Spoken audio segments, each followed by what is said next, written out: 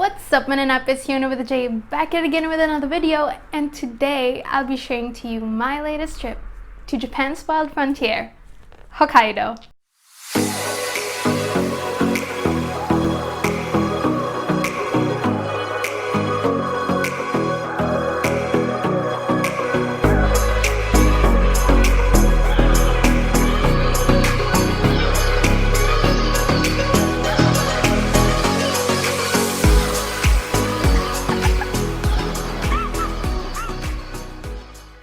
And before I share my trip, I just would like to say thank you to everyone who has supported me, subscribed to my channel, liked some of my videos, and left a comment. I really appreciate that. And if you who is watching this is not yet subscribed to my channel, please do subscribe. Hit that subscribe button and watch out for some new videos that I'll be posting soon.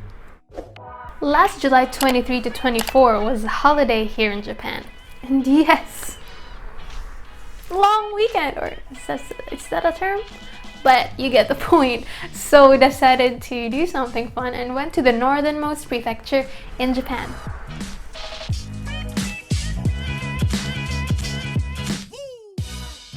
Upon arriving at the new Chitose airport at Chitose, Hokkaido, we ride on a train heading towards Otaru to check out the Sankaku Market, Otaru Canal, and the Sakaimachi Street. And one might wonder, so you'll just bring all your baggage with you while exploring Otaru? Isn't that going to be heavy and tiring for you? One of the many things that I like about Japan: convenience. You see, if not all, then most of the train stations here in Japan have what they call coin lockers. So basically, it's a locker. Duh! Where you put your things in, and the payment, you guessed that right, through coins. And if the coin locker is more on the high-tech side, not only can you pay through coins, but you can pay using an IC card, like this one. And that is where we put our stuff while we were exploring Otaru. So we arrived at Otaru station around 12 noon. So the first thing in our itinerary was to eat. So we made a beeline towards Sankaku Market. The market is a 1-minute walk from the JR station, and Sankaku Market sells a lot of fresh seafood. And there's this particular seafood that I really like to try: the king crab. The king crab costs around 10,000 yen, and the vendor told us that there's a discount, so we paid only around 9,000 yen for the crab alone. And when we went to their restaurant, we also ordered some sashimi and drinks. And if you're wondering what the king crab tastes like, well, for me, it tastes like a crab. Duh! But it doesn't have that much sweet aftertaste. So when we were done making our tummies full, we started walking and headed towards the Otaru Canal. This might be familiar to you if you have watched the Filipino movie called Kita Kita. This is where Leia and Tonya also went when they were exploring Hokkaido. According to the article from Hokkaido Labo, the Otaru Canal was completed in 1923. This canal is a water route that supported shipping by sea. Alongside the canal, warehouses from long ago still remain. However, its use as a canal has already come to an end.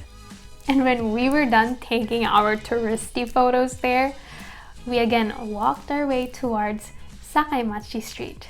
According to Japan Guide, Sakaimachi Street, or Sakaimachi Dori, is an attractive preserved merchant street in central Otaru, a short walk from the city's canal area.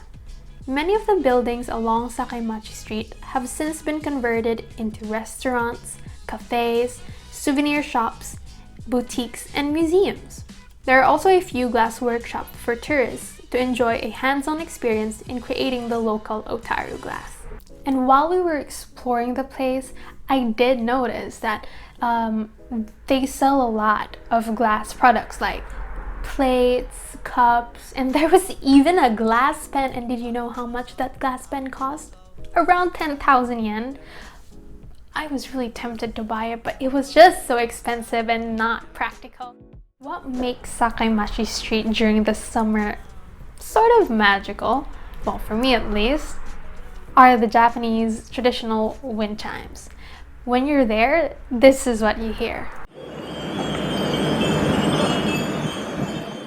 So if you want to check out all the shops at Sakaimachi Street, and mind you there's a lot, they offer a free map.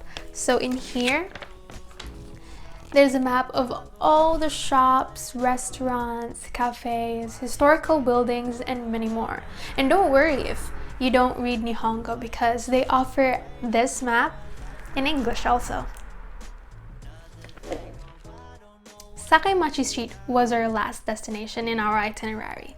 The next thing we did was went back to the station, got all our stuff out, and ride a train heading towards Sapporo, because that is where we will be staying and we need to check in at our hotel. And if you're interested in what our room looks like, what a Japanese hotel room looks like, stay tuned.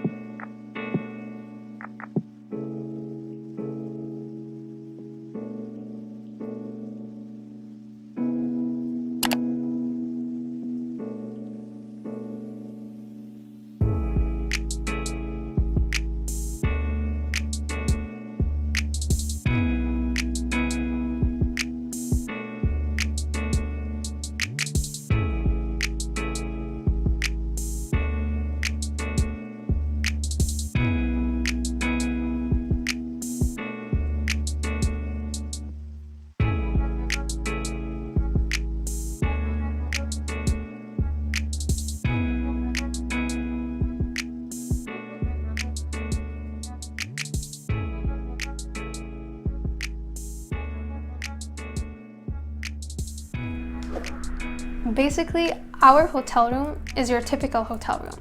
You have a bed, a TV, a toilet, a window. But what makes the Japanese hotel room unique? It's in the small details.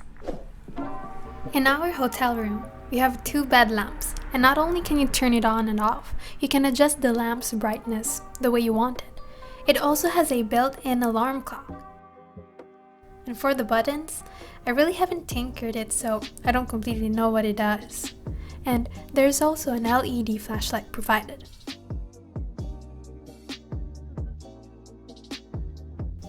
In the comfort room, the mirror has a heated part that won't fog up after you shower. Very convenient. And that's it for today's video, but don't worry, this is just part 1. Stay tuned for part 2, so please don't forget to subscribe to my channel, like this video, leave a comment down below, and see you on to the next.